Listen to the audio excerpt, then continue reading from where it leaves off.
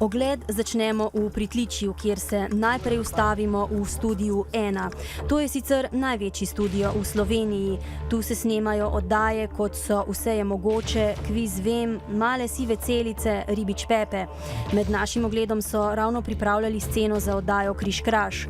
Iz studia 1 nas pot po hodniku vodi do studia 3, ki je namenjen informativnemu programu. Ta studio, kot vidimo, je deljen na dva dela.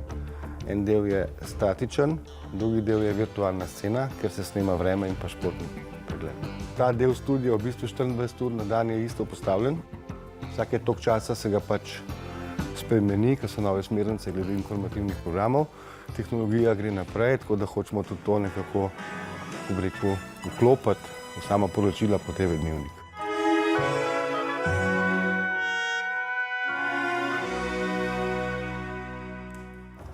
Po stopnicah se odpravimo v prvo nadstropje, kjer ima osrednje mesto tako imenovani desk.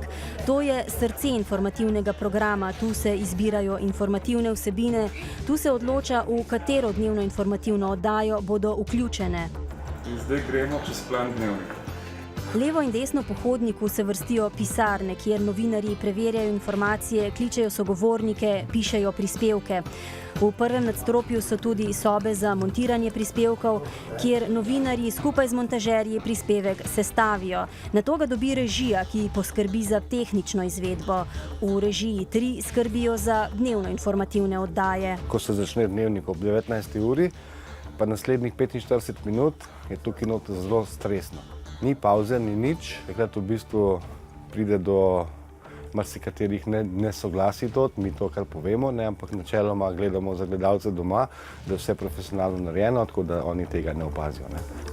V tretjem nadstropju stavbe na Kolodvorski med drugim domuje parlamentarni kanal Televizije Slovenija. Tu ima prostore tudi multimedijski center. V četrtem nadstropju pa smo pri sestavljanju oddaje ujeli ekipo redakcije Dobro jutro.